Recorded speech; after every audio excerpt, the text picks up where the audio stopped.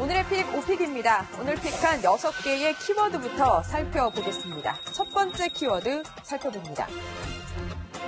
윤정희 씨가 10년째 알츠하이머를 앓고 있었다는 사실이 알려지며 팬들의 안타까움이 이어지고 있습니다.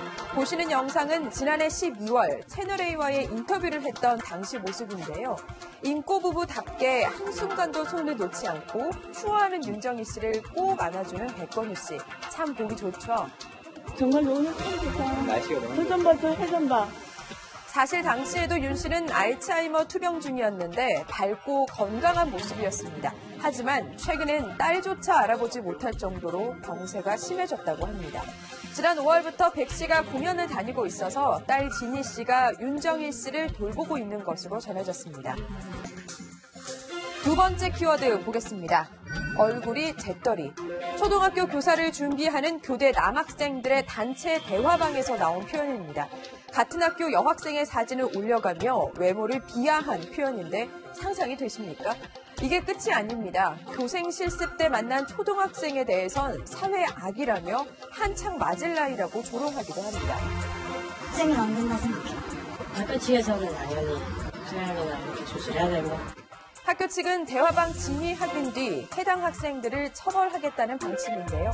일부의 일이지만 우리 아이들의 미래가 걱정되는 건 사실입니다. 세 번째 키워드 보겠습니다. 이 9억이라는 세금 폭탄을 맞았습니다. 2016년 2월부터 2년 정도 중국 리그에서 활동한 축구 국가대표 출신 A 선수 이야기입니다. 33억 원의 연봉을 국내에 신고하지 않았는데 연봉 대부분이 국내에 있는 가족에게 송금돼 생활비로 쓰여 국내 거주자에 속한다는 겁니다. 현행 소득세법상 183일 이상 거주하고 있으면 우리나라에 세금을 낼 의무가 있는 건데 거주 기간이 이에 못 미침에도 이 부분은 법원에 받아들여지지 않았습니다. 중국 등 우리나라와 조세 조약을 체결한 국가 경우 해외에서 연봉 원천 징수 등으로 세금을 내면 국내 세무당국은 그 금액만큼 세액을 공제해서 이중 과세를 막고 있습니다. 계속해서 오픽 네 번째 키워드 확인하시죠. 대학 수학능력 시험을 3일 앞두고 지하철 집중 배차 시간이 오전 6시에서 10시로 연장되고 28회 증편 운행됩니다. 810대의 무료 비상수송 차량도 운영되는데요. 한편 8년 만에 바뀌는 수능 샤프 제품명을 알려달라는 국민청원이 등장했습니다. 이 예민할 수밖에 없는 수험생들의 절절함이 느껴집니다. 전남 하순군의 아산초등학교가 파격 제안을 했습니다.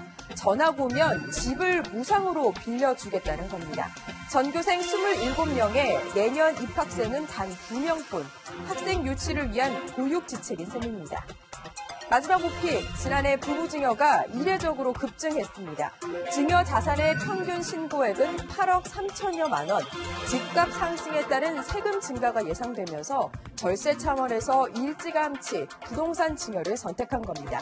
지금까지 오늘의 픽, 오픽이었습니다.